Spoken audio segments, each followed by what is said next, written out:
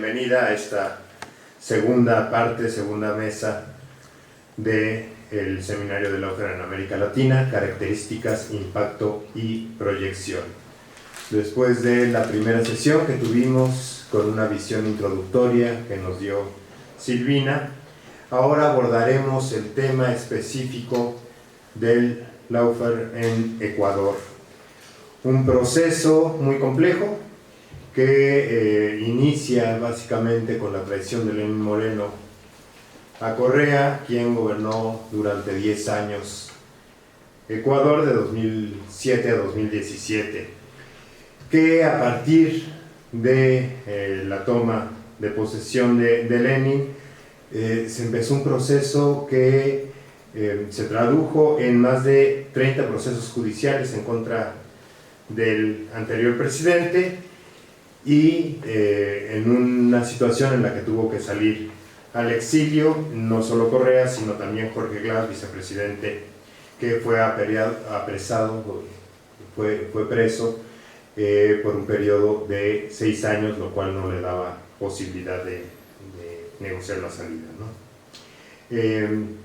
Además de estos procesos judiciales, también se dieron una cantidad de procesos en contra de asambleístas, muchos de ellos exiliados en México actualmente, y se dio todo en un claro contubernio entre la oligarquía, las instancias judiciales, los medios de comunicación, básicamente un grupo parental, familiar, con un enorme poder en Ecuador y desde luego el gobierno de Estados Unidos, que, bueno, procesos que ya nos estarán platicando nuestras ponentes.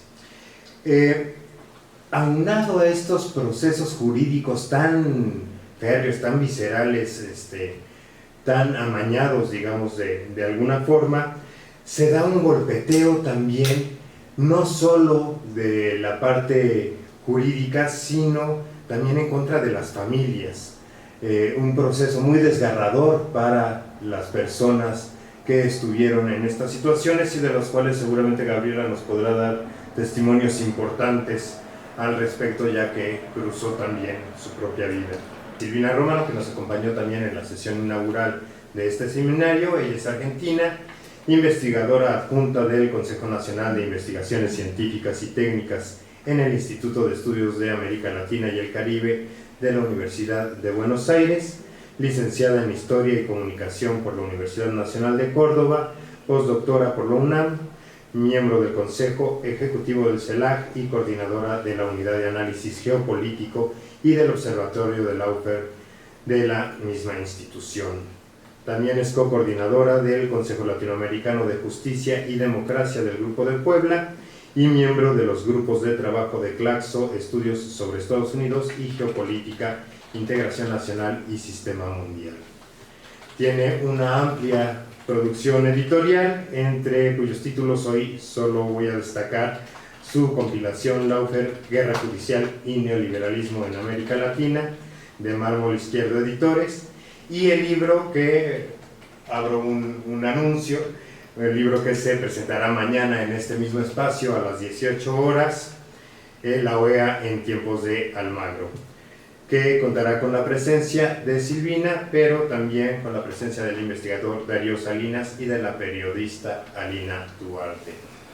También nos acompaña Gabriela Rivadeneira, expresidenta de la Asamblea Nacional de Ecuador, cargo que ejerció durante 2 periodos consecutivos, del 2013 al 2015 y del 2015 al 2017, y que ha tenido una gran variedad de cargos durante su vida, empezando cargos de elección popular. Fue concejala desde los 19 años, vicealcaldesa, viceprefecta y gobernadora de su provincia de Imbabura. Una militante comprometida con las causas populares y la lucha de las mujeres, opositora al gobierno de Lenín Moreno. Creo que es algo a destacar, en particular durante el movimiento popular de 2019, lo que tuvo como consecuencias que se tuviera que asilar en nuestro país en el año de 2020. Bueno, con esto damos inicio a esta segunda mesa y les dejo el micrófono para exponer. Muchísimas gracias.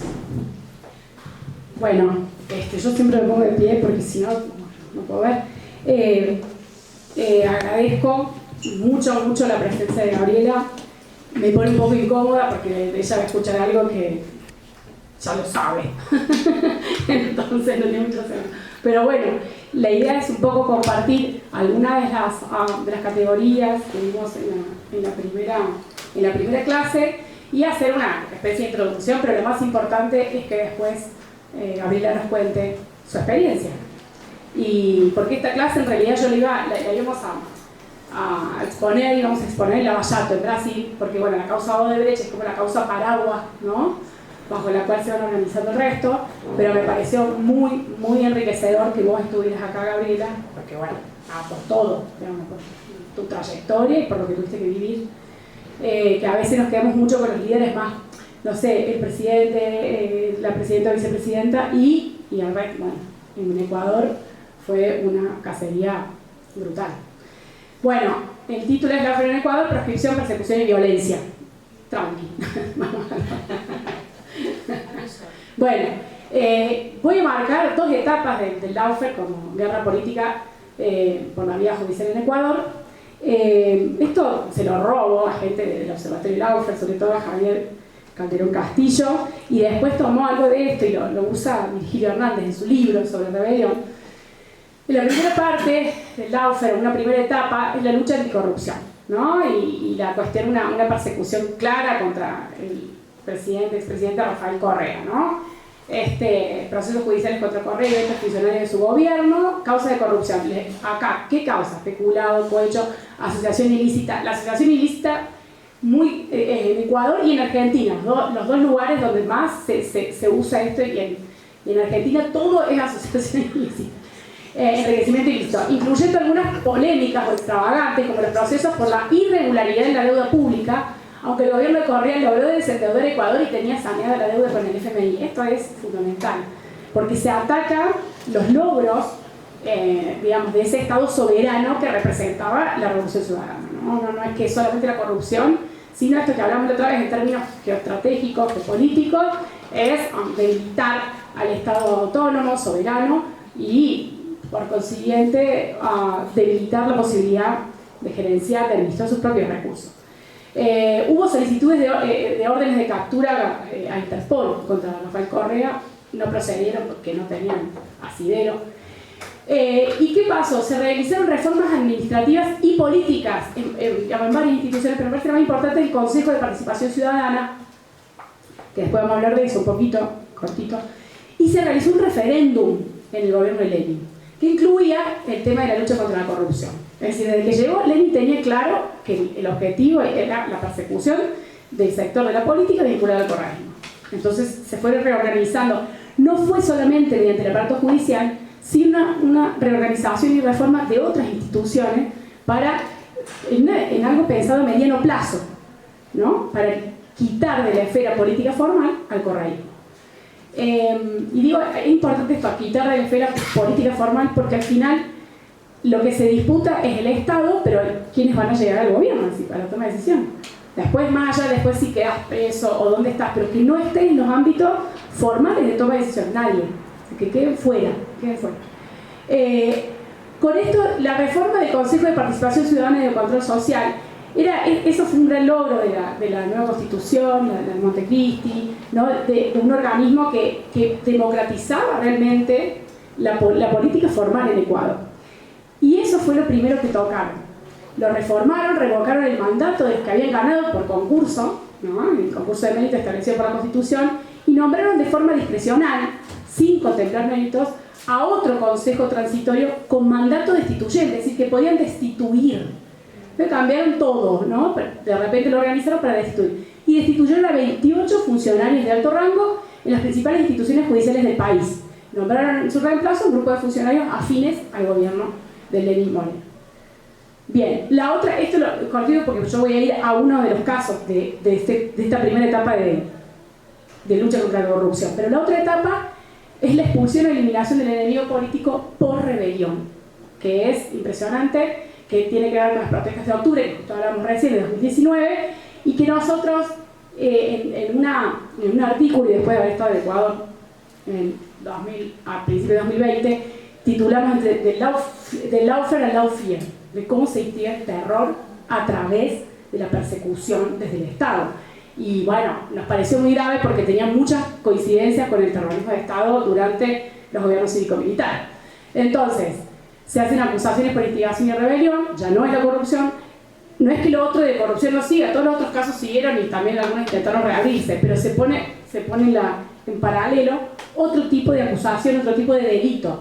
Y se utilizan métodos cada vez más violentos y con menor apariencia de legalidad. Es decir, ya empieza a reinar como una especie de impunidad total, ¿no? Prisiones preventivas, allanamientos, proscripción de partidos políticos, escuchas ilegales, y acá aparece también esta figura del exilio fuerte. Cuando yo fui, que fue a principios de 2019, que fuimos a presentar el libro de lawfare con Paola Pavó, a principios de 2020, vi miedo en la militancia. Miedo porque contaban cómo habían entrado a las casas de la gente, te sacaban el ordenador o la computadora, como quieran decirle, los teléfonos celulares, abrían los muebles así de las habitaciones, en los locales de los partidos políticos, sin ningún tipo de límite, ¿no? O sea, por fuera de toda la legalidad posible. Y esto generaba una especie de paranoia también, ¿no? De que te iban a ir a buscar tu casa y toda esta cuestión. Está muy parecido otra vez a esos métodos utilizados por el terrorismo de Estado durante los gobiernos cívico-militares. Y algo transversal en casi todos los procesos de lawfare es el proceso eleccionario, es decir, que te abran una causa o que generen rumores o sospechas en la prensa para quitarte legitimidad frente a la opinión pública. El caso de Andrés Arauz en las elecciones pasadas fue impresionante, como lo vincularon a las fuerzas guerrilleras en Colombia, que vamos a ver un poquito, pero lo que más me importa es la parte de corrupción y después lo que va a hablar Gabriela de rebelión. Y termino esta ponencia con las protestas de 2021, donde la represión contra el movimiento indígena y todos los sectores populares que estaban manifestándose contra el ajuste, bueno, fue reprimido inmediatamente. A Leónidas Guisa lo detienen, es decir, como que fue escalando la impunidad del Estado, ¿no? Nosotros sabemos que el lawfare es la apariencia de legalidad. Se busca, si ustedes ven el Lava Jato en Brasil, se busca una apariencia de legalidad, ¿no? De que se cuidan las leyes, el Estado de Derecho. Bueno, en Ecuador se fue perdiendo paulatinamente esa necesidad de mostrar la apariencia. Vamos a la próxima. Bien, y acá sí yo siempre le meto la parte de qué es lo que cambió también en el ámbito de la seguridad, porque todos los aparatos judiciales tienen mucho que ver con nuestros aparatos policiales de seguridad de Fuerzas Armadas y todo lo que tiene que ver con antinarcóticos y antiterrorismo. Hay un vínculo fuerte que tiene que ver también con la asistencia de Estados Unidos en ese ámbito. Todo lo que es asistencia anticorrupción está siempre vinculado a antinarcóticos, ¿no? O sea, hay como una... Entonces, el gobierno de Lenín Moreno crea dos organismos. Uno es el Centro de Inteligencia Estratégica, que incluye inteligencia militar, inteligencia de la policía, inteligencia de aduanas, inteligencia tributaria e inteligencia financiera.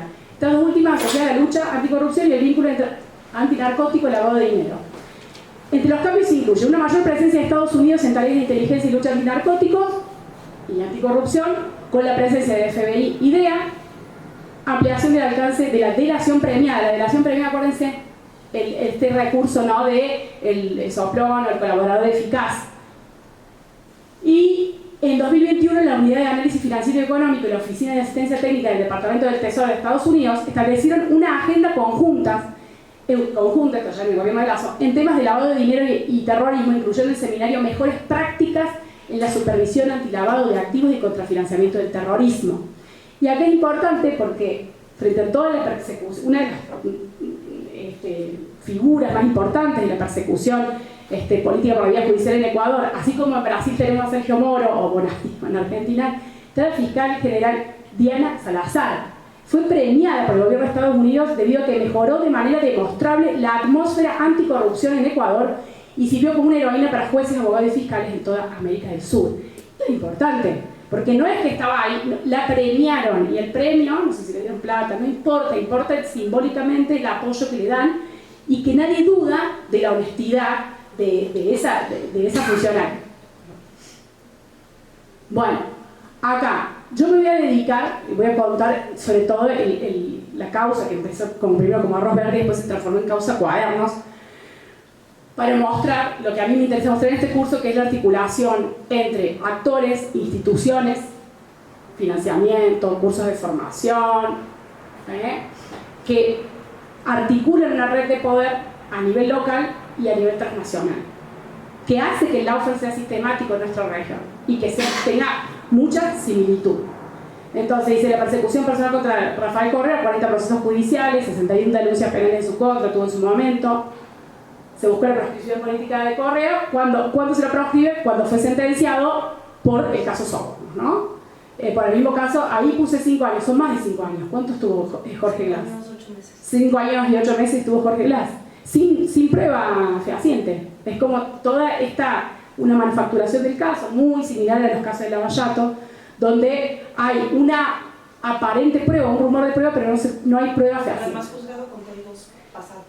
Bueno, eso y pedidos de habeas corpus y que no, como una serie de inconsistencias legales que se sumaban y que muchísimos organismos internacionales y voces de juristas planteaban como ilegal, pero otra vez esa impunidad en el Estado ecuatoriano, como oyendo a estos organismos, pero sin mover ni un poquito su toma de decisión. Y acá lo que quiero contarles pasa a la próxima. Es esto. A ver, es polémico esta parte porque ustedes vean con quién empezamos, con Fernando Villavicencio, que fue asesinado. Fue asesinado, escuchen esto, hace ¿cuánto? ¿Un mes ya? Sí, candidato presidencial. Candidato presidencial, opositor al correísmo, pero eso es lo de menos, digamos, o sí, ya vamos a discutir. Fue asesinado en plena campaña presidencial, rodeado de policías, fue asesinado en Ecuador. Pero vamos a hablar de Fernando Villavicencio porque hay que hablar. Fue uno de los periodistas que con Cristian Zurita es el que lo reemplaza hoy en la fórmula. Entonces también vamos a hablar de Zurita. Con Cristian Zurita publicaron en 2019 en el portal Mil Hojas, un portal web de periodismo de investigación independiente, publicaron un informe sobre aparente corrupción en el gobierno de Rafael Correa en el marco de la causa Odebrecht. La causa Odebrecht es la causa paraguas, es muy importante esa causa, porque además no tenemos toda la información sobre la causa Odebrecht todavía. Lo que hizo el Departamento de Estado de Estados Unidos, si no me equivoco, perdóname si no me acuerdo de memoria la fecha, pero está todo publicado, no hay problema, después lo mandamos, en 2016-2017 pide a todos los poderes judiciales de América Latina colaboración para esclarecer el caso Odebrecht y que de inmediato le manden toda la información que tienen. Y los gobiernos de América Latina, por acuerdos bilaterales que tienen con el Departamento de Justicia de Estados Unidos, le pasaron la información. Eso es importante. Podrían haber dicho que no, que iban a tratar el caso a nivel nacional, por ejemplo, primero esclarecerlo. Y no. Entonces, en el marco de la causa Odebrecht, lo llamaron Receta Arroz Verde. Mil Hojas es una fundación financiada por la National Endowment for Democracy, organismo bipartidista que depende del Departamento de Estado, no de USAID. Y en 2018, esta Mil Hojas recibió $55.000. Ustedes me van a decir, bueno, pero eso no es mucho dinero. Bueno, igual para mí sí. Pero no se trata del dinero, sino institucionalmente hay un vínculo que, digamos, se habrán presentado un concurso que hace que estén dentro de lo que es la arquitectura institucional de la asistencia para el desarrollo de Estados Unidos, que tiene un historial muy importante en América Latina, bajando línea y con mucha incidencia en nuestros sistemas, digamos, en nuestros procesos y sistemas políticos, ¿no? Más allá de que sea directo o indirecto.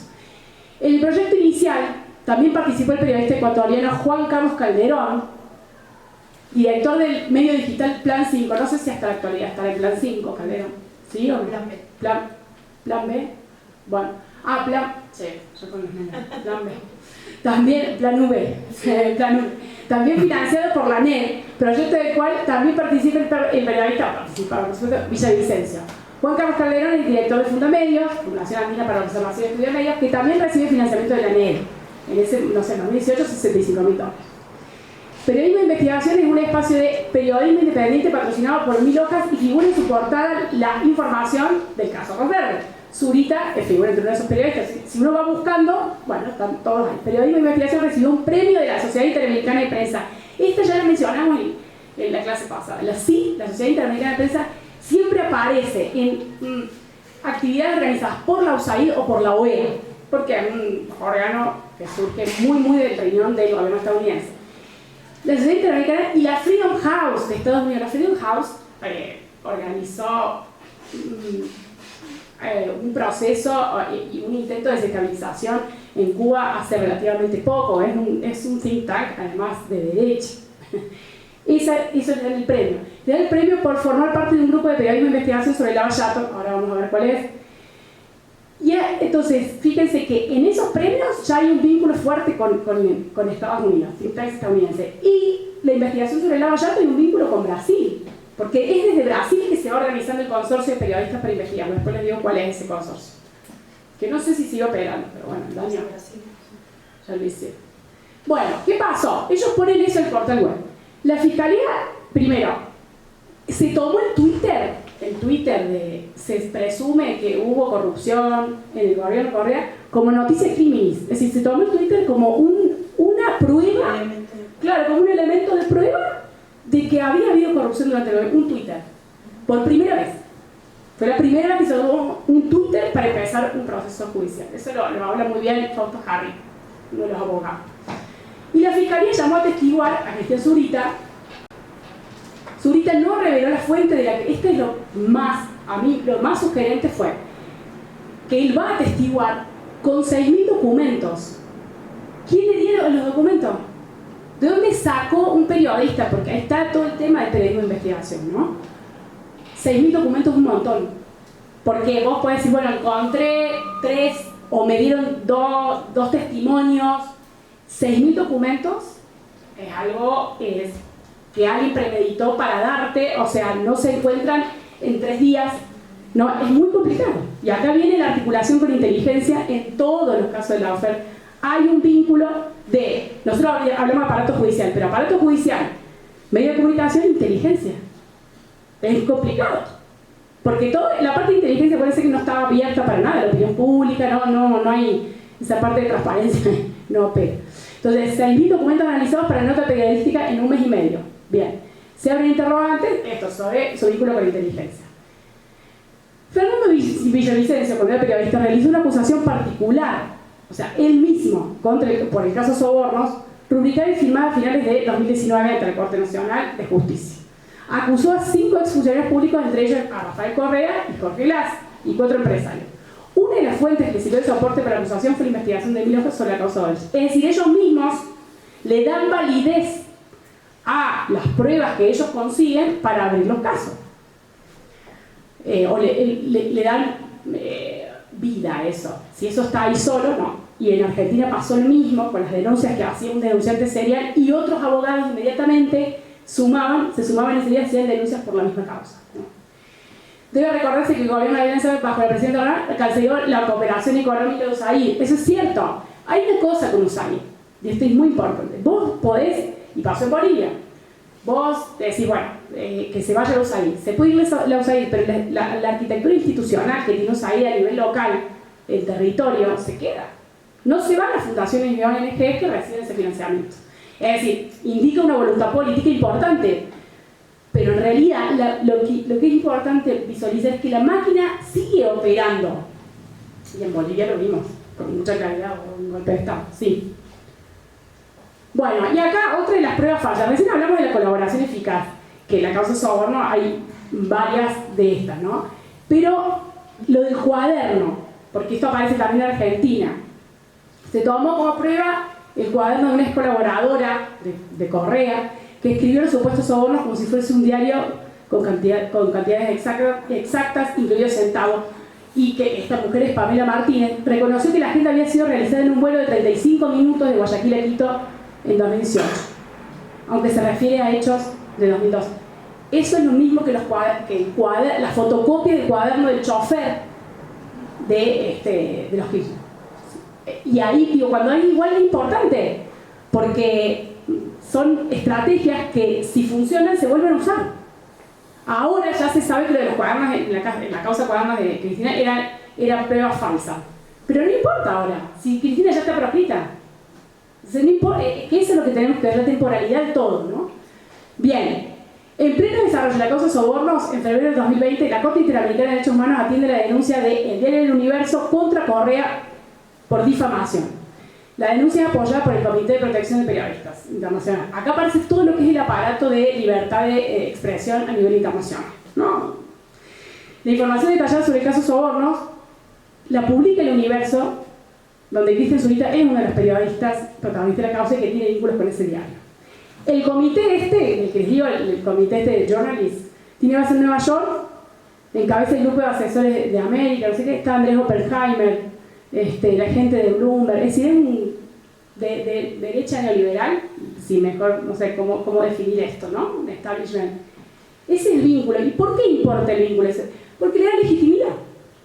Le da legitimidad. Es decir, si yo digo, a mí me apoyan los periodistas de Barrio Alberdi, donde está mi querido club de fútbol, a nadie le importa. Pero si yo digo, a mí me apoyan el Center for Public Integrity de Estados Unidos, que ganó un Pulitzer por la operación Rápido y Furioso, por cierto, que no se caiga nada acá, sí, es distinto, y sobre todo si es un grupo, fundación, think tank de Estados Unidos, le da una legitimidad. Bueno, y Fernando, en 2019, Fernando Villavicencio recibió el premio. El premio está buenísimo.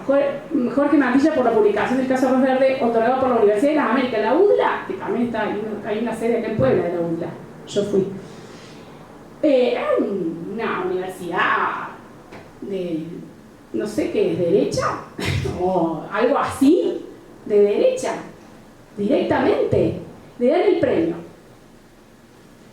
Fernando Villavicencio terminó ocupando el cargo de presidente de la Comisión de Fiscalización de la Asamblea Nacional. Y esto también es importante. Fíjense, después Sergio Moro terminó siendo ministro de Justicia de Bolsonaro. Y Fernando Villavicencio también otro cargo en el Estado con el, digamos, del gobierno que le hizo juicio a la oposición que no estaba en turno. Bien. Pasar a la próxima. Este me interesa. Y acá está los vínculos.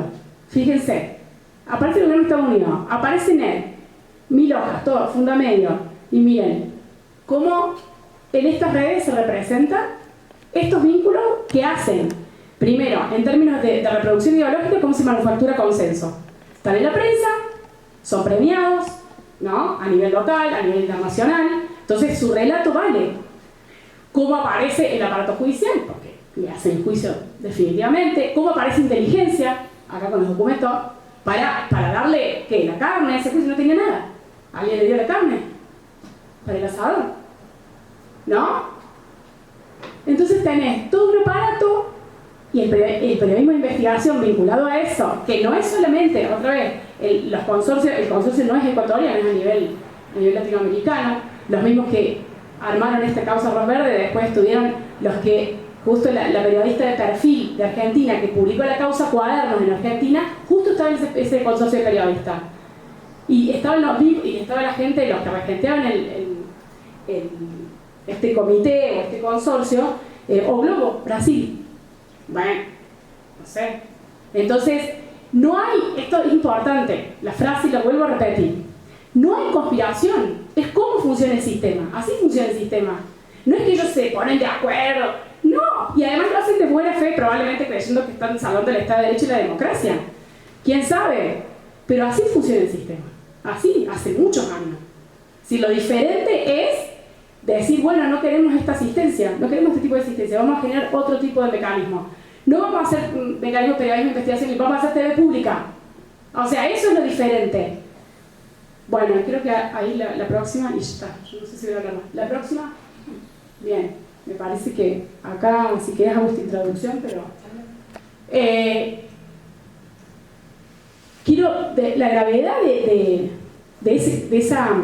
esa filmina que les pasé recién, es que demuestre que esto es a nivel transnacional y que hay una incidencia directa o indirecta de un gobierno que es Estados Unidos. Y no, es como si no se pudiera hacer nada al respecto. De hecho, algo muy lindo es que ese mapa fue publicado en Estados Unidos, en la NACLA, que es la North American, no sé qué, North American Congress of Latin America. Yo digo, no lo van a publicar, y lo publicaron porque era justo un número de una revista sobre medios de comunicación, y nosotros utilizamos el concepto de manufacturación de consenso Y eso es así. Y no pudieron decir que eso no era cierto. Es evidente. Lo que no sabemos es, o sea, ¿cuál es el objetivo de este tipo de cursos? Es visibilizar esto. Ahora, ¿cómo cortas? O sea, ¿dónde están las bisagras de estas redes para incidir y cortar esto? Para poner un límite, no lo sé. O sea, es lo que hay que trabajar. Los que están en toma de decisiones, lo que sea. Nosotros, nuestro, objetivo es visibilizarlo, ¿no? La segunda fase de la OFRE es la de rebelión, de cómo las medidas neoliberales de Lenin, generaron movilizaciones anti-recorte en octubre de 2019, salieron a la calle, y ahí se genera una nueva narrativa de la guerra judicial, en la que se judicializa, o sea, el caso más sonado es de la prefecta de Pichincha, Paola Pavón, y a otros líderes del proyecto de la Revolución Ciudadana, ¿no? Pero ¿de qué se los acusa? De rebelión. Y además, en el caso, por lo menos que lo conozco un poco más, el de Virgilio Hernández, las acusaciones son en base a material o Twitter o WhatsApp, una cosa muy complicada. Muy complicada. Así, ¿qué tipo de prueba es esa? Dicen, vos instigaste la rebelión. ¿Con qué lo probás? Con un WhatsApp, con un Twitter. Muy complicado. Tuvieron que asilarse 4 emblemáticos asambleístas en cabeza de Gabriela Rivadeneira y la prefecta de Pichincha, Paola Pavón, y su equipo fueron detenidos por presunto delito de rebelión, ampliándose posteriormente la acusación por el delito de instigación. Los asambleístas lograron refugiarse en la Embajada de la República de México en la ciudad de Quito solicitando asilo. Ahí eso lo hablará Gabriela. Pasamos. Y acá, para ir cerrando mi parte, la otra parte de la OFRE y elecciones, que en las elecciones pasadas en Ecuador se presentó como candidato Andrés Arauz. 7 días antes de las elecciones presidenciales, la revista Semana es, anótenlo, la revista Semana colombiana, es uno de los es columnas de esta manufacturación de consenso, porque no trabaja solamente para, en estos casos, en Ecuador, trabaja para el tema de Venezuela y trabaja para Colombia. Ahora todo lo que es la persecución política contra Petro a través del hijo de Petro, la revista Semana. Es así, es permanente. Ellos tienen una forma de moverse se articulan bien. Y esta revista publicó, dice, los explosivos archivos de Uriel, así, información de organismos de inteligencia militar colombianos sobre los supuestos contenidos del ordenador, la computadora, y todo es el tema de la campaña presidencial. Fíjense ahora contra Petro también. Es decir, Venezuela le dio fondos por fuera, el tema de los fondos ilícitos, y acá por eso, fíjense el vínculo que tiene esto con terrorismo y narcotráfico. Siempre aparecen esa, y toda la existencia de Estados Unidos vinculada a anticorrupción es por terrorismo y por narcotráfico, ¿no? Bueno, a las 2 semanas le abren la causa. Esto pasa en Colombia, y después le abren la causa en Ecuador. ¿Qué pruebas hay? ¿Por qué tomás ese caso para abrir una causa en Ecuador? Claro. Y después el caso Balda es otro, pero no voy a contar los casos acá, simplemente, pero el caso Balda también es son operativos interestatales, intergubernamentales, diría yo, como lo que está pasando ahora con Evo Morales, que se lo denunciaron en el estado de Puno, en Perú, porque en un acto público habló de un proceso de integración regional que es la Runa Sur, de integración de los pueblos indígenas, sobre todo en todas las Américas. Eso fue interpretado como un llamado de Evo Morales a la balcanización de Perú, y le abrieron causa judicial por eso. No puede pasar por territorio peruano mismo. Es decir, hay una novedad acá, que es cómo operan entre gobiernos, ¿no? Acá en este caso en Perú encarcelan a Castillo, un aliado de Evo Morales apoyó muchísimo no solamente el momento en que Castillo es elegido, sino después su gobierno, y lo agarran en Perú, no en Bolivia. Bueno, hay que empezar a prestar atención a esas cosas. Y lo que vemos ahora en elecciones de 2023 es la escalada de la violencia en Ecuador. O sea, pasamos de esos niveles que decíamos de persecución política por la vía judicial, a la instigación del miedo, a la impunidad del Estado, ¿a qué? A una escalada de la violencia en la que matan a un candidato a elecciones rodeado de policía, y es territorio es tierra de nadie. Y ahí sí voy a agregar una apreciación personal, a título personal. No tengo pruebas, simplemente el conocimiento que tengo de lo que son, el vínculo que tiene, el tipo de relaciones que se fueron generando entre Estados Unidos y América Latina, sobre todo de la Guerra Fría hasta hoy. Y es que el gobierno de Lenin y el gobierno de Lazo, al achicar el estado de bienestar, es decir, la parte del estado de bienestar social, dejan un vacío muy grande, muy grande. Ese vacío es ocupado, no es que no había criminalidad antes ni no había narcotráfico, pero es exacerbada, se deja ese territorio liberado y entonces la presencia de la criminalidad aumenta exponencialmente. Es un estado ausente, a la vez que recibe la mayor partida, casi una de las mayores partidas de asistencia antinarcóticos de Estados Unidos. Entonces hay armas, hay aparentes acuerdos que disminuirían ese avance de la criminalidad, no disminuye. En el último año, no sé, más de 4.000 muertes violentas, asesinatos a candidatos, candidatas, persecución, es decir, mucha violencia. Entonces, ¿qué está pasando?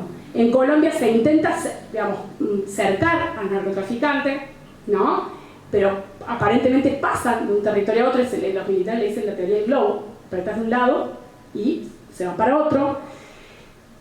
Y esto es parte de una doctrina de seguridad hemisférica que se viene aplicando.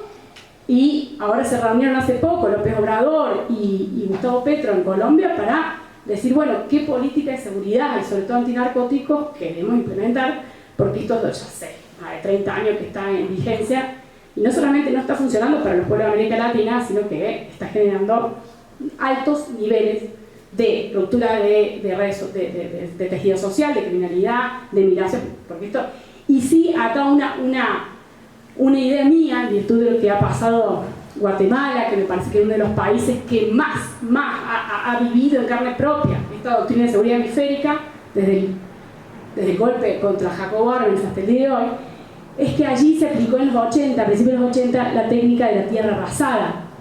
La técnica de la tierra arrasada se había aplicado en Vietnam, luego se van a Guatemala, que es matar a todos y meterlos en fosas y dejarlos ahí tirados. Eso está filmado cuando las montañas tiemblan. Esa fue la parte, me parece, el resultado inmediato de la tierra arrasada. Pero lo que estamos viendo hoy en Centroamérica o en países como Ecuador, cuando el Estado no está, cuando el Estado está ausente y se vuelve parte de la criminalidad, es el resultado. Esa es la verdadera tierra arrasada. Es donde no hay oportunidades, la gente se tiene que ir, es donde hay violencia, nadie hace nada. Entonces, cuando se habla de la lucha contra la corrupción, veamos qué es lo que contiene, porque parece que si uno levanta, ve todo esto debajo y al final el problema es la corrupción, lo que está pasando. Y si ese es el precio de la guerra contra la corrupción, ¿qué vamos a hacer? Entonces es muy complicado. Y con Bolsonaro lo mismo. Bolsonaro abandonó al pueblo brasileño con el COVID, o sea, fue una especie de tierra arrasada, ¿sí? Abandonó, el Estado se retrayó a cuestiones de seguridad que tampoco funcionan al final. O sea, la criminalidad sigue. En Guatemala también el Estado funcionó en los últimos 30 años únicamente, aparentemente, para cuestiones de seguridad. Pero mira qué. Hoy no se puede garantizar la institucionalidad del traspaso presidencial en Guatemala. No hay institucionalidad. De la promesa de Arevalo que salió elegido es restituir la institucionalidad a Guatemala. Entonces, un poco eso, para mí, el lawfare es una excusa para ver lo que hay de fondo para procesos de mediana a larga duración. ¿Y por qué una excusa? Bueno, traemos conceptos nuevos, no sé qué. Y es cómo la contrainsurgencia y el anticomunismo se reelaboran, se modernizan, ¿no? Y atacan de diferentes maneras, pero con el mismo objetivo. Tiene que haber una doctrina de seguridad hemisférica asociada a una noción de democracia y a una noción de desarrollo estrictamente vinculada a los intereses nacionales y de seguridad nacional de Estados Unidos. Bueno, lo dejo ahí.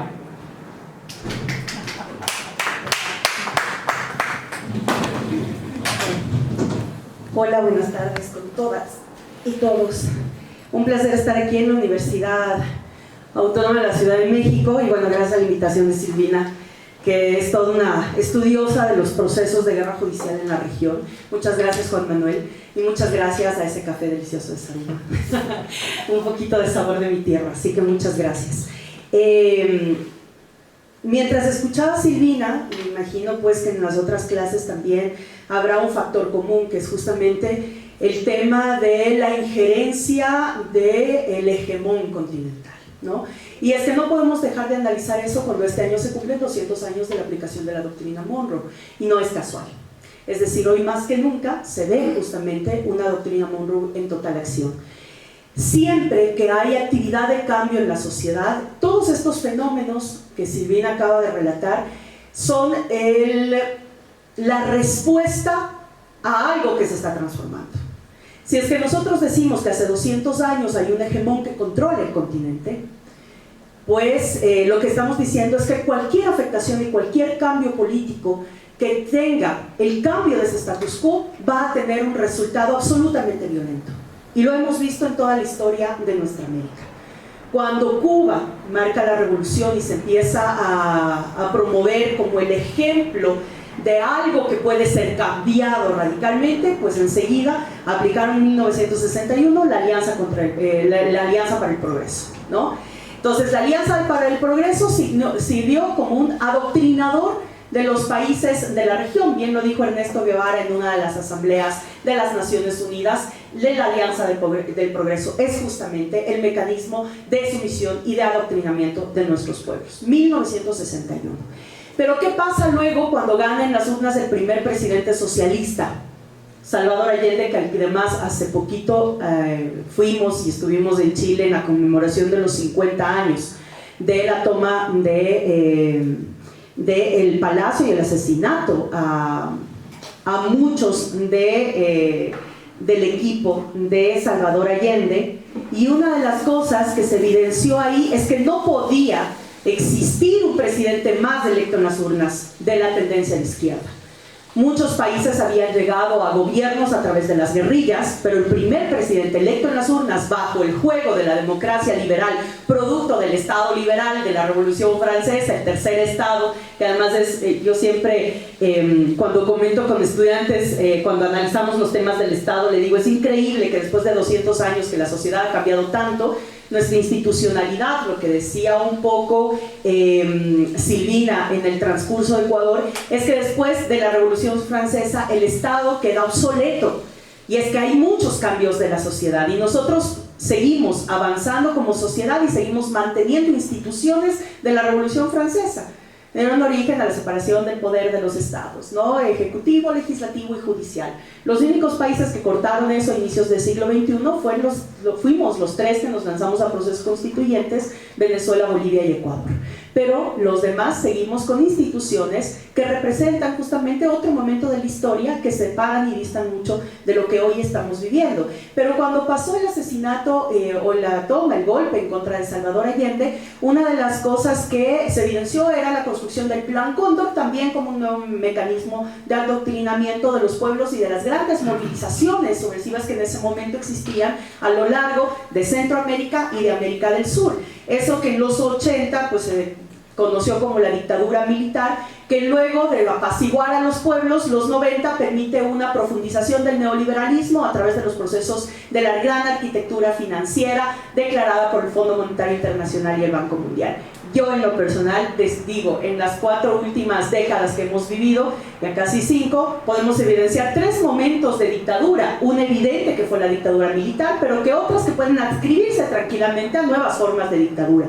Para mí los 90, la incursión del Fondo Monetario Internacional fue una dictadura militar, fue una dictadura financiera y económica, que nos dura hasta hoy. Además, la economía de Argentina no puede salir adelante porque el 92% del Producto Interno Bruto está ligado a deuda externa, y eso no lo decimos nosotros, está en los propios datos que publica el Fondo Monetario Internacional. Ninguno de los países de Centroamérica o de Suramérica tiene menos del 40% de endeudamiento, ¿ya? Ecuador, que en la Constitución dice que no puede pasar el 40%, o sea que el máximo es el 40% del Producto Interno Bruto, hoy estamos en 58% de endeudamiento, producto de los gobiernos de Moreno y del banquero Lazo. Después de los 90 empezamos el siglo XXI, y aquí viene un factor fundamental. Yo decía, todos respuesta a algo. El siglo XXI arranca con una primera década de una transformación profunda de gobiernos de izquierda progresistas. ¿Qué es lo que hicimos? No voy a decir todo lo que hicimos. Para mí, particularmente, ¿qué hicimos para provocar esto? La primera institución que fue atacada, pero de manera sistemática, hasta tratar de desaparecerla y que todavía ahí sigue rasguñando, es la UNASUR. ¿Qué significó la UNASUR? Significó el proyecto de integración más real que hemos tenido en toda la historia de los pueblos de nuestra América fuera de la dominación de los Estados Unidos. La UNASUR se conformaba de algunos ámbitos y algunos consejos que topaban ciertas políticas. Para mí, una de las más relevantes, el Comité de Salud, que ese Comité de Salud permitió el ahorro de miles de millones de dólares en la compra conjunta de medicamentos, del cuadro básico de medicamentos de nuestros países.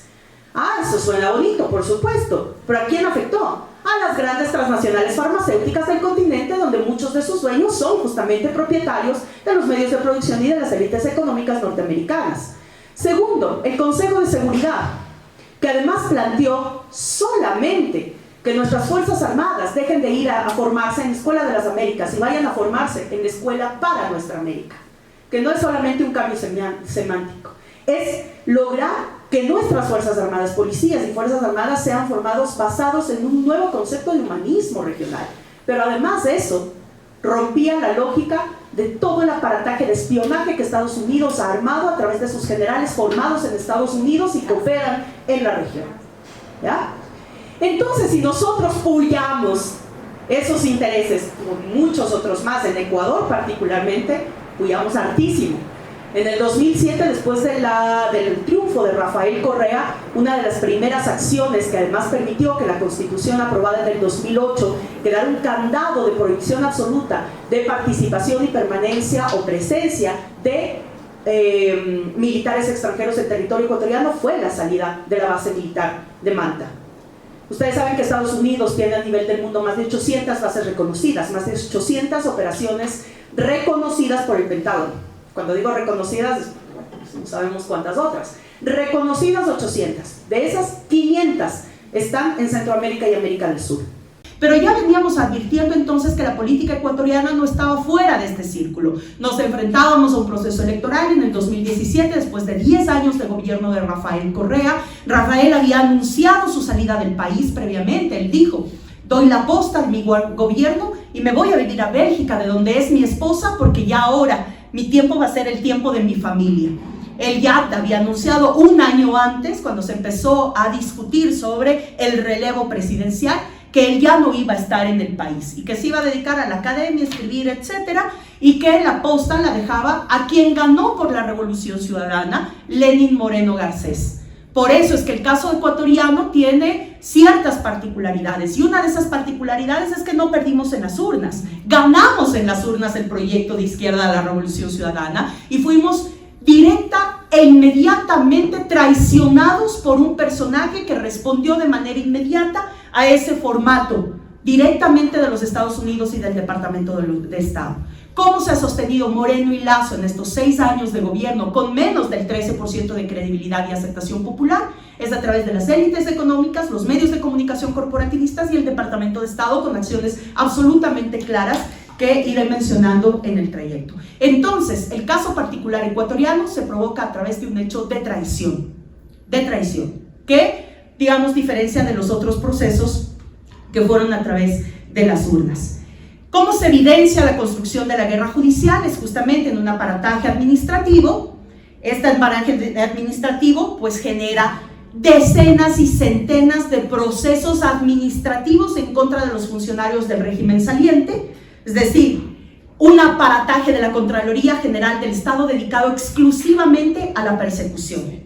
Uno de los casos que acaban ahora ya de archivar en contra de Rafael Correa es por el uso de los aviones presidenciales. El argumento era de que la persona encargada, que además justamente es padre de nuestra compañera que está aquí, que fue vicepresidente del Consejo de Participación Ciudadana y Control Social, que también es asilado político acá en México, y que además han avanzado ellos en un proceso muy interesante y muy importante, no solo en la CIDH, sino que ya pasó a la Corte Interamericana de Derechos Humanos, que se llama Edwin Jarrín y otros, es el caso de Edwin Jarrín y otros, que, digamos, ya está en proceso de evidenciarse en la toma de las instituciones que relataba Silvina en el cronograma. Pero ese caso decía ni siquiera era el uso de los aviones, sino que no se había pesado bien las maletas en los vuelos de tal lado a tal lado y que de esos vuelos habían parado en paraísos fiscales. Por lo tanto, eran las guaridas donde el correísmo iba a dejar todo el dinero que se llevaba en esos paraísos fiscales en su tránsito a otros países, ¿no? Bueno, menos mal ya se desechó semejante absurdo, pero ese es el tipo de procesos judiciales que se levantan, ¿no? Absurdos, bochornosos, risibles, caricaturescos, ¿ya? Después pasa el tema mediático, hemos sido empapelados, pero empapelados, y eso permitió que las sentencias judiciales sean rápidamente aceptables. Caso Jorge Glass, vicepresidente reelecto con Lenín Moreno, él denuncia los primeros días que Moreno traía una alianza con los sectores de la partidocracia, y lo que hace Moreno es rápidamente zafarse de Jorge Glass encarcelándolo, aún con inmunidad fuera de corte, etc. Encarcelan a Jorge Glass. Y a pesar de que hubo varias solicitudes, entre ellos de la misma CIDH, problemas de salud muy graves, etcétera, etcétera, pues lo mantuvieron en prisión. En el 2017, bueno, yo puedo contar casi esto de mano directa, porque después de mi periodo de presidenta de la Asamblea, ya cuando entra Lenín Moreno, yo soy reelecta asambleísta, pero en ese momento me dan el encargo de ser secretaria general del partido, en plena época de ruptura. Así que imagínense cómo era ese meollo. El cuarto factor que se diferencia de la guerra judicial del formato de los otros países, donde tenemos aparataje administrativo, aparataje judicial y mediático, es que en el Ecuador avanzaron en lo que otros países no se atrevieron, que fue una proscripción partidaria.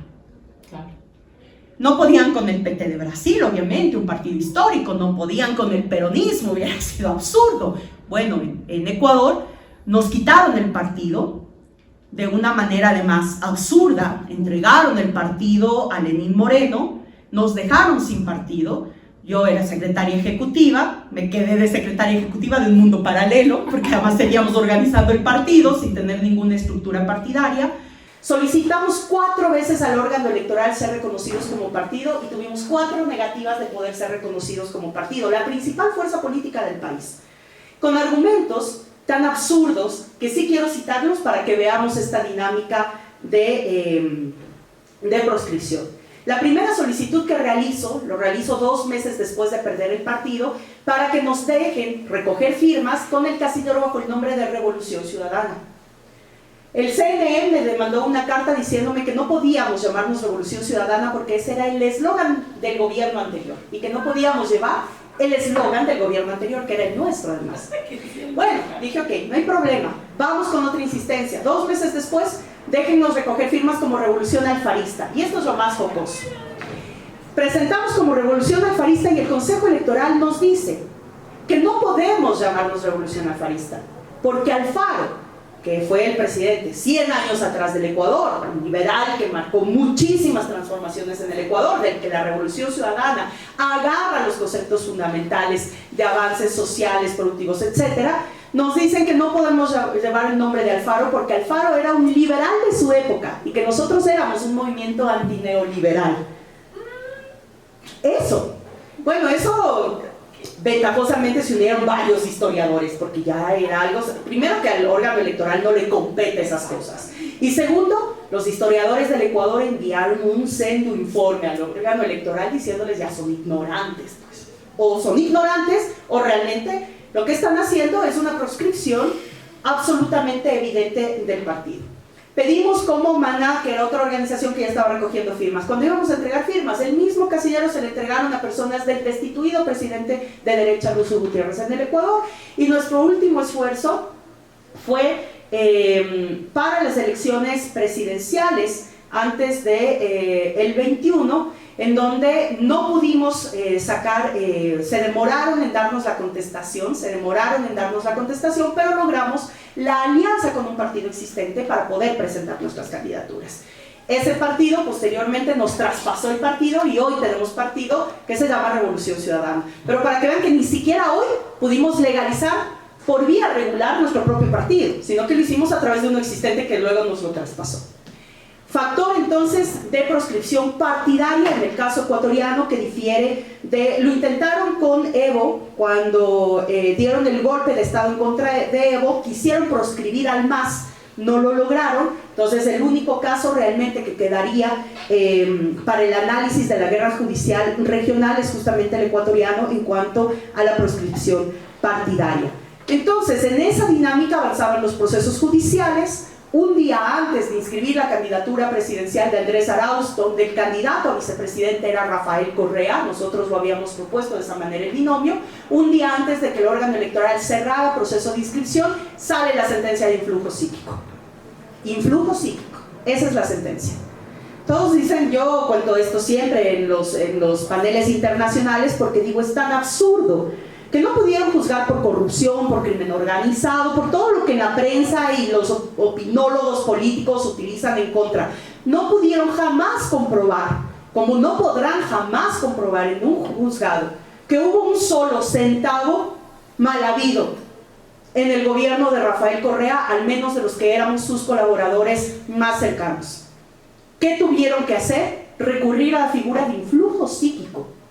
La fiscal Diana Salazar lo que dijo en una rueda de prensa, que ustedes pueden ubicarlo en las redes sociales abiertamente, dando la rueda de prensa de la justificación del por qué ella pedía la sentencia de influjo psíquico, ella decía que pide influjo psíquico porque Rafael Correa, al ser el presidente, él estaba en la cúpula del nivel jerárquico superior y que por lo tanto influía psíquicamente sobre sus subalternos para que supuestamente cometan los delitos. Sentencia de 8 años y 25 años de prohibición de participación política, influjo psíquico.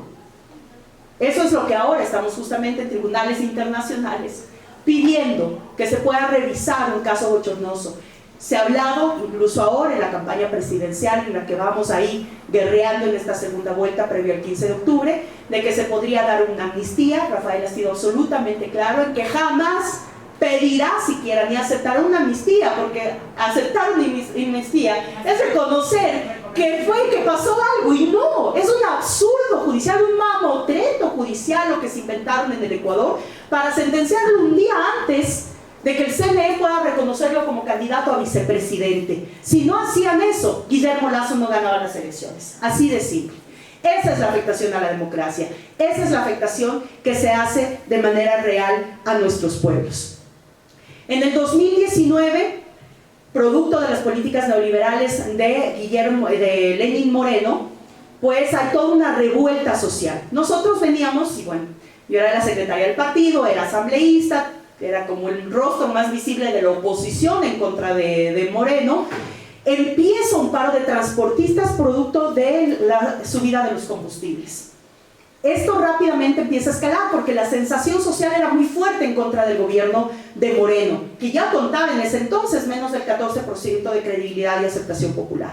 Empieza por un paro de transportistas, se cierran gran parte de las vías en el Ecuador, se suma rápidamente el sector estudiantil, se suman las mujeres, y ahí decidimos como bancada, yo a la cabeza como vocera, dar una rueda de prensa a plena luz del día en el hall de la Asamblea Nacional, en mis funciones parlamentarias, pidiendo al presidente de la Asamblea Nacional de ese momento convoque a sesión del Pleno para analizar la participación de Lenín Moreno y lo que podría haber parado muchísimas de las muertes que se dieron en la revuelta de octubre del 2019 si la institución hubiera actuado. Por ese hecho y por esa rueda de prensa me abrieron un proceso de investigación que sigue abierto hasta la fecha. Como asambleísta, inmunidad, fuera de corte, no les importa nada. Por eso yo digo, y cuando aquí escucho particularmente decir, es que este proceso ya es inmutable, invulnerable y todo, y les digo, eso no existe. La derecha llega y arrasa. En nosotros había constitución, inmunidad, fuera de corte, habíamos ganado el ISO 9000 en el sistema de justicia, habíamos todo. Pues desbarataron todo. A tal punto que no les importaba nada, ni meter preso a un vicepresidente, ni abrir procesos por instigación a un asambleísta en funciones, ni luego abrir de manera inmediata el caso de rebelión a autoridades electas. Bueno, fue entonces el tema de la acusación de instigación. Yo venía ya alertando que teníamos seguimiento extrajudicial por parte de la ministra de gobierno del gobierno de Lenín Moreno en ese momento, María Paula Romo, que debe quedar sentada con nombre y apellido porque fue un ser nefasto en la historia de nuestro país. Hoy vive cómodamente en Washington, Estados Unidos, como todos los que son colaboradores de ese gobierno en la desestabilización de nuestros gobiernos y de nuestros procesos políticos. Nunca se hizo caso a los seguimientos extrajudiciales, nunca se hizo caso al abuso de autoridad, no solamente contra nosotros, sino contra nuestras familias. Yo tengo 2 hijos que en ese momento tenían 11 y 9 años, donde las profesoras me llamaban de la escuela a decirme que tenían gente observando drones sobre la escuela contra 2 niños. Ya, por último yo digo, uno se la banca porque uno decidió ser la figura pública, pero traspasan. Eso solo se lo hace en momentos de dictadura para presionar a la figura política que ceda ante el poder. Producto de esto, yo ya había advertido, acá estaba el gobierno de Andrés Manuel López Obrador, muchos compañeros, compañeras que eran parte del gobierno, nosotros habíamos advertido que ya había esto. El primer país en la rebelión del 19 fue Ecuador, luego siguió Bolivia, luego Chile, luego Colombia, luego Brasil. Nosotros decíamos otra vez Ecuador, era como hace 200 años en el primer grito de la luz de América, octubre del 2019, ponía el primer grito de rebelión ante los gobiernos neoliberales. Inmediatamente, cuando yo recibo una llamada, fue el paro nacional, en medio paro, pues la asamblea no hizo nada, se cerró. Después se sumó el movimiento indígena se queda liderando ese paro de octubre del 2019, además uno de los más largos que hemos tenido en nuestra historia después de los 90, en la historia reciente, y pues la Revolución Ciudadana y nosotros como dirigentes decidimos salir de la protesta para que ese quede justamente como un espacio de protesta ciudadana y que no se ha utilizado, como lo fue en efecto, bajo la amenaza de Moreno, que era el correísmo que estaba planificando un golpe de Estado. En su defecto nosotros nos guardamos, yo me quedé en mi casa, estaba mi madre ahí conmigo, mis hijos, y resulta que el sábado 12 de octubre, salgo a las 8 de la mañana a la tienda a hacer compras para el fin de semana, y explota en ese trayecto, pues, el momento más álgido de protesta social. Yo salí en pijama, salí en pijama y en pantuflas a la tienda, porque salía a la tienda. El hecho es que se le va de las manos a Lenín Moreno y declaran toque de queda. Yo estaba por regresar a mi casa, no pude regresar a mi casa, y recibo en eso la llamada de un ex colaborador de mi aparato de seguridad cuando yo era presidenta de la asamblea, y me dicen, ¿dónde está? Pues les digo, estoy acá en tal lugar, bote el celular, busque el lugar seguro, hay orden de captura contra toda la dirigencia del correísmo. En efecto, en ese momento en pijama y en pantuflas, a buscar un lugar seguro, no podíamos movernos porque casi todas las calles de la capital estaban cerradas. Esto está gráficamente detallado en un documental que les invito muchísimo a que lo puedan revisar, que fue hecho por Capital 21, aquí en México, que se llama Se fue a volver, que cuenta justamente la historia de apenas 8 historias de tantos exilios ecuatorianos que existen, tanto en este país como en otros de Sudamérica, y ahí está relatado este episodio particular, en donde yo tengo que encontrar una casa de refugio, moverme de esa casa de refugio hasta recibir la llamada en la que me esperaban, en efecto, en la Embajada de México en Quito, para resguardar frente a esta amenaza de orden de captura. Dicho y hecho, entro a la Embajada de México en Quito, soy la primera en entrar en el 12 de octubre del 2019. A la media hora, Cancillería mexicana hace el anuncio de que yo paso a ser protegida del gobierno mexicano, y al día siguiente emiten las boletas de detención por el caso Rebelión contra Paola Pavón, Virgilio Hernández, Cristian González y Luis Alberto Flores Ruales. ¿Quién es él? El padre de mis hijos. ¿Qué les permitía hacer con eso? Ya no podían, yo ya era protegida del gobierno. Esa orden de prisión les permitió que la amanecida del lunes 14 de octubre, todas nuestras casas amanezcan con allanamientos. Mi casa fue allanada a las 5 de la mañana, mi madre estaba al interior con mis 2 hijos menores de edad, sin cumplir ningún protocolo para menores de edad. Destrozaron mi casa en 8 horas. Se llevaron todo lo que pudieron, porque hubiera sido computadoras, celulares, que era lo que correspondía. En mi caso se llevaron pinturas, cuadros que según la fiscal que fue, debía yo luego de justificar cómo obtuve esos cuadros. Bueno, cualquier cosa. uno de los cuadros que se llevaron era un cuadro de un gran artista ecuatoriano que se llama Peruachi, que me lo regaló y que atrás tenía una dedicatoria. Mi mamá le dice, pero dé la vuelta y lea. Dice, no, se llevaron libros, se llevaron álbum de fotos. Yo tenía un álbum, pues, para mi consumo en mi casa, con todas las personalidades de América Latina, pues se llevaron documentos personales, que es delito, aún en un allanamiento, incluso de mis hijos, menores de edad. Bueno, todo eso hasta ahora no puedo recuperar, nada. 3 años después, ya casi 4.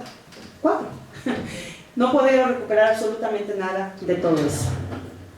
Y bueno, y no es que no solamente eso, sino quién da respuesta por toda la afectación psicológica, especialmente en 2 niños, ¿no?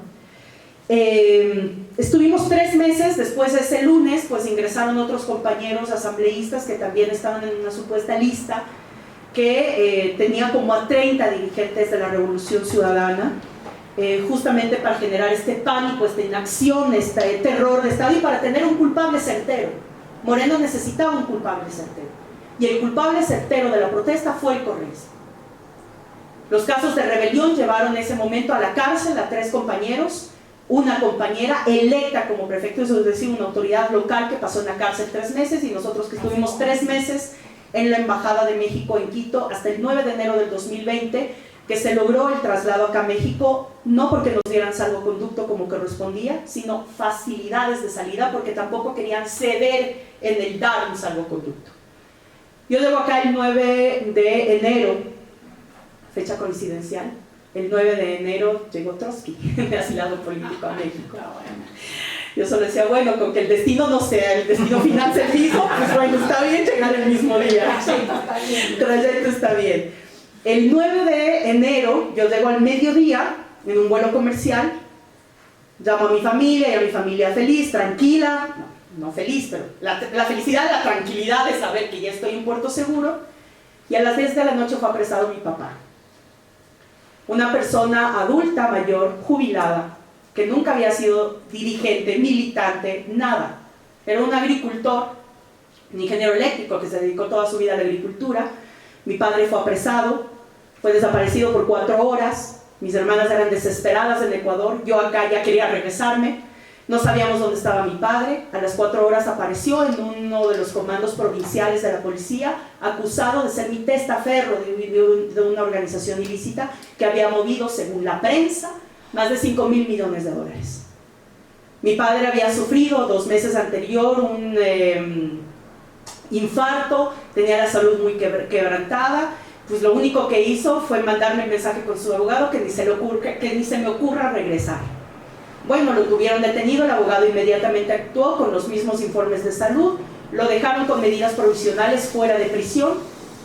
Al día siguiente estábamos empapelados en la prensa nacional, los titulares que decían: padre de Gabriela Rivadeneira es acusado de testaferrismo, ¿ya? Lenín Moreno se paró en una tribuna ese día a decir en la inauguración de una escuela, ni siquiera en una escuela porque no inauguró nada, en la inauguración de un periodo escolar de una escuela, salió a decir que felicitaba a la fiscal y a la Policía Nacional por haber atrapado al padre de esa asambleísta que se largó a México y que tenían que responder ante la justicia ecuatoriana. 6 meses después ese caso fue sobreseído porque no tenía absolutamente ni pies ni cabeza, era la presión y el castigo prácticamente por haber salido. Ningún medio de comunicación dijo absolutamente nada. ¿Quién paga y quién responde? El daño moral y la afectación a toda una vida de una persona por el hecho de ser padre de una activista política. Ese creo que fue uno de los actos como más detestables de todo este proceso de seguimiento que hemos tenido en el Ecuador. Bueno, para ir cerrando esto, no es que esto ha parado, es decir, no son solo esos casos, no solo fue Lenín Moreno. Estos son procesos que dan continuidad, porque además Lenín Moreno lo que fue es un gobierno de transición, un gobierno de derecha. Ese era el objetivo, tener a alguien que se prestara para que les permitiera tener a su propio representante en Carondelet que tome las decisiones. 6 años después, el resultado es nefasto en el Ecuador. Pasamos de ser el segundo país más seguro en el 2017 de todo el continente, hoy somos el país más inseguro del continente, ya por sobre las cifras de México y de Guatemala, o de El Salvador, antes. Somos el país más inseguro del continente. En lo que va del año, nos acercamos a las 5,000 muertes violentas. ¿Qué significa esto? Principalmente figuras de sicariato. ¿Tomados por qué? Por crimen organizado en el territorio ecuatoriano a falta de la institucionalidad.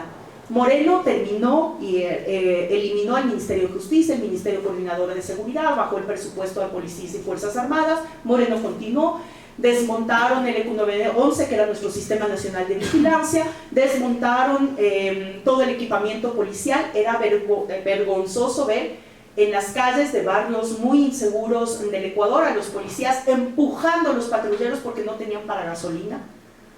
Habían llamadas de emergencia que no podían ser atendidas porque no había policía, no había gasolina, no había motos, no había carros, no había con qué atender a la gente. Eso nos convierte hoy en un país no solamente el más seguro, sino además con una crisis económica brutal. No puedo decir en comparación de otros que estamos complejos, pero en Ecuador tenemos la crisis económica más fuerte de la vida republicana de nuestro país. Muchos sabemos que en el 99 Ecuador pasó por un periodo de crisis económica denominado feriado bancario, que fue el pretexto para la dolarización en el Ecuador. Pues hoy tenemos las cifras peores que la crisis del feriado bancario del 99. Crisis económica, crisis de inseguridad, crisis del sistema carcelario, crisis de servicios básicos. Lo que hemos logrado es ser en este momento el segundo país con mayor cantidad de muertos en la selva del Darién. Esa es la realidad de mi patria. ¿Qué provocó esto? Que la Asamblea Nacional, hace un par de meses atrás, empiece un juicio político en contra de Guillermo Lasso, acusado con pruebas fehacientes, dichas incluso por el embajador gringo, Fuerzas Armadas, coroneles, porque ahí sí paran por, etcétera, de que el cuñado de Guillermo Lasso estaba involucrado directamente con la mafia albanesa, que es una mafia que está entrando a territorio ecuatoriano a disputar territorio. Se empieza un juicio político cuando se ve que iba a tener votos para la destitución y sanción de Guillermo Lasso. Guillermo Lasso lo que hace es adelantarse y suspende la Asamblea Nacional, disuelve la Asamblea Nacional y gobierna hoy bajo decreto mientras se da un proceso electoral presidencial adelantado.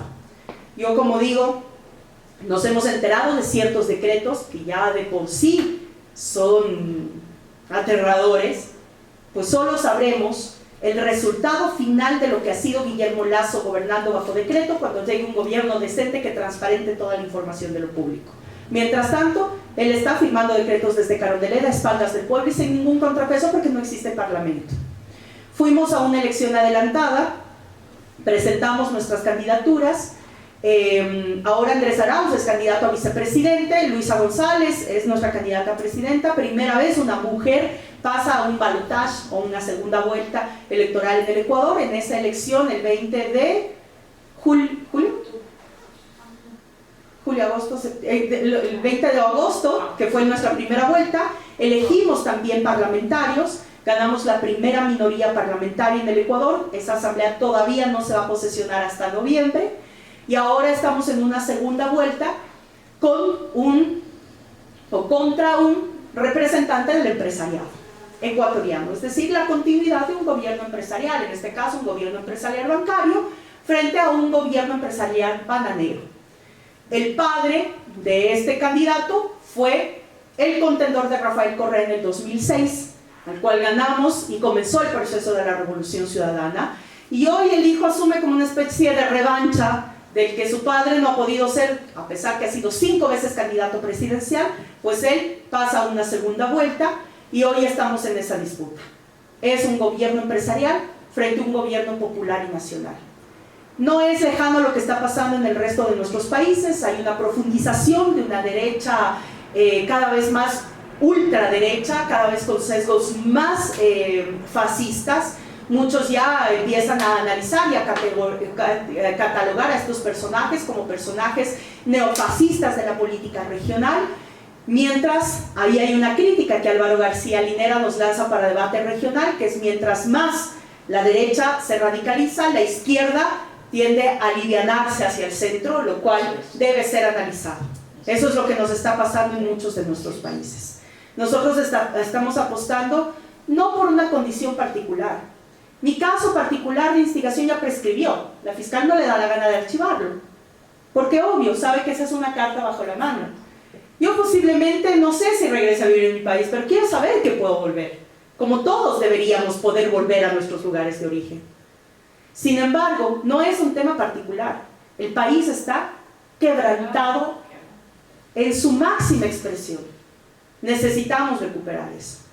Y en ese sentido, no solamente es parar la guerra judicial, tenemos que reinstitucionalizar al Ecuador. Tenemos una constitución fantástica que es nuestra carta, que nos está esperando en el archivo del Estado, a ser sacada nuevamente, a ser revalorizada, a ser operativizada. Nuestra constitución del 2008 es una constitución vanguardista, profunda, garantista de derechos, es una constitución maravillosa, que es lo único que no han podido bajarse de la política ecuatoriana, y eso es lo que nos va a permitir la reconstrucción de un país mucho más allá de todo este sesgo de violencia particular, individual, colectiva y de nación que hemos vivido durante los 6 últimos años. Cierro solamente haciendo esta reflexión de que cuando en la historia de la humanidad las formas de gobierno, mucho antes incluso del Estado-Nación, siempre han sido formas de subsumisión, siempre han sido formas, y más con el Estado-Nación,